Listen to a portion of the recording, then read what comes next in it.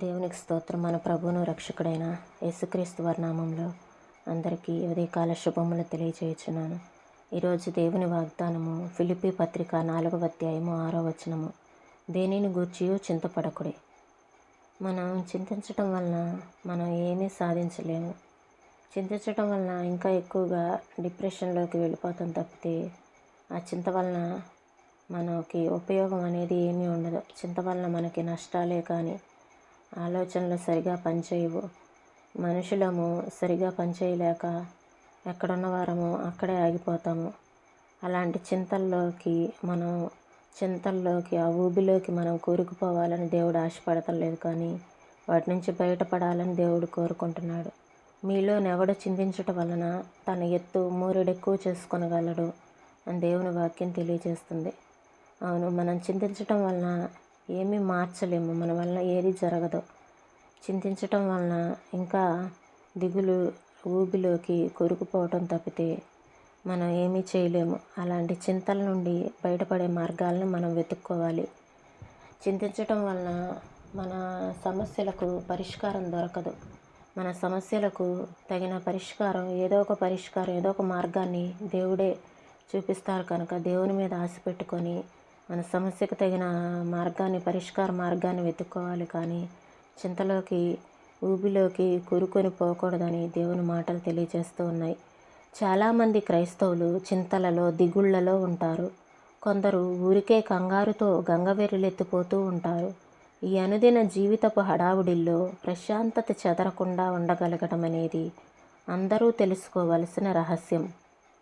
చింతించటం వలన ప్రయోజనం ఏముంది? అది ఎవరికీ బలాన్ని ఇవ్వలేదు. ఎవరికీ దేవుని చిత్తాన్ని నెరవేర్చడానికి సహాయపడలేదు.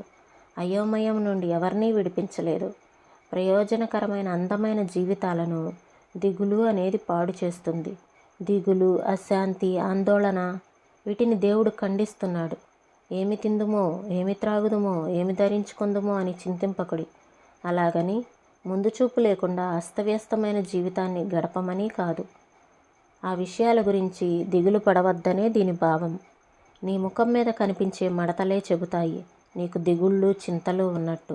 నీ స్వరమే చెబుతుంది. నీ నీరసం, మ్లానవదనం చెప్తాయి నీ ఆత్మలో ఆనందం లేదని. దేవునిలో సమృద్ధి జీవితపు శిఖరాలను అధిరోహించండి. అప్పుడు మేఘాలు మీ కాళ్ళ దగ్గర ఉంటాయి. అపనమ్మకంతో, ప్రశ్నలతో విసిగిపోవటం, దిగులుతో కృంగిపోవటం ఇవన్నీ బలహీనతకే దారితీస్తాయి. వీటి వల్ల లాభమేమీ లేదు. సాధించలేకుండా శరీరాన్ని, జ్ఞానయుక్తమైన నిర్ణయాలు తీసుకోలేకుండా మనస్సును బలహీనం చేసుకోకండి. విశ్వాసం వలన పైకి తేలవలసిన వాళ్ళం దిగుళ్ల వల్ల మునిగిపోతున్నాము. చెక్కు చెదరకుండా ఉండేలా దేవుని కృప మనకు అవసరం. ఊరకుండి యెహోవాయే దేవుడని తెలుసుకోవటం ముఖ్యం. ఇశ్రాయేలీయుల పరిశుద్ధ దేవుడు తన వారిని ఆదుకుంటాడు. కొండలు కదిలిపోయినా ఆయన మాటలు నిరర్ధకం కావని తెలుసుకోవాలి. ఆయనలో నమ్మకముంచటానికి ఆయన యోగ్యుడే. నా హృదయమా, నీ విశ్రాంతిలోకి తిరిగిరా. యేసు రొమ్మును ఆనుకో. నిశ్చలంగా ఉంటే నీ అంతరంగంలో శాంతి నిండుతుంది. ఈ మాటలను ప్రభువు మన వినికిడిలో దీవించునుగాక. ప్రార్థన చేసుకుందామండి. స్తోత్రం తండ్రి, పరిశుద్ధుడా, ప్రేమ కలిగిన దేవా. అయ్యా నా తండ్రి, గొప్ప దేవుడు, మాకు శక్తిమంతుడు, బలవంతుడు, మాకు సరిపోయిన దేవుడు నా తండ్రి. అయ్యా నా తండ్రి, ఏ విషయాలను బట్టి మేము చింతపడుతున్నాం, చింతించడం వలన మేము దేనిని మార్చలేమని నాయన మేము గ్రహించుకొని, అయ్యా చింతలో ఆ ఊబిలో మేము కూరుకొని పోకుండా ప్రతి ఒక్కరిని మీరు జ్ఞాపకం చేసుకోనండి నాయన. చింతలో దిగుళ్లలో నా తండ్రి ఎంతమంది నలిగిపోతున్నారో అటువంటి వారికి విడుదల ప్రకటించండి ప్రభు. సహాయం చేయండి తండ్రి. నీ కృపను అనుగ్రహించమని వేడుకొంచున్నాను. నీ కృప అయ్యా వారి హృదయాలలో మెండుగా కలగచేయమని వేడుకొంచున్నాను ప్రభు. స్తోత్రములు నాయన. మహిమ కలిగిన రాజా, గొప్ప దేవ, నీకు వందనాలు చెల్లిస్తున్నాం నా తండ్రి. అయ్యా నా తండ్రి నాయన ప్రభు, చింతల వలన దిగుళ్ళ వలన నా తండ్రి నాయన ప్రభు మేము నా తండ్రి అనవసరంగా కోపం తెచ్చుకోవటం వలన ఇంకా నా తండ్రి నాయన ఏమీ సాధించలేము. కానీ నా తండ్రి నీ వైపు చూస్తూ నాయన ముందుకు సాగిపోయే కృపను అనుగ్రహించండి నాయన.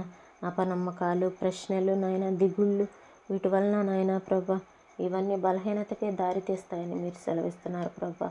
అటువంటి బలహీనతల్లో పడిపోకుండా మమ్మల్ని స్థిరపరచండి, ధైర్యపరచండి. మీలోనైనా ప్రభా మా జీవితాలను నైనా ప్రభా కట్టమని వేడుకొంచున్నాను ప్రభా. నీకు వందనాలు చెల్లిస్తున్నాను రాజా.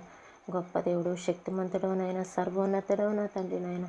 అయ్యా, భూమి ఆకాశములను సృజించిన గొప్ప దేవుడు, సృష్టికర్తమైన దేవ, సహాయం చేయండి ప్రభా. నీకు వందనాలు, స్తోత్రాలు చెల్లిస్తున్నాం నాయన. అయ్యా, మనోవేదనలో ఉన్న వారికి నా తండ్రి నెమ్మదిని దయచేయమని వేడుకొంచున్నాను ప్రభా.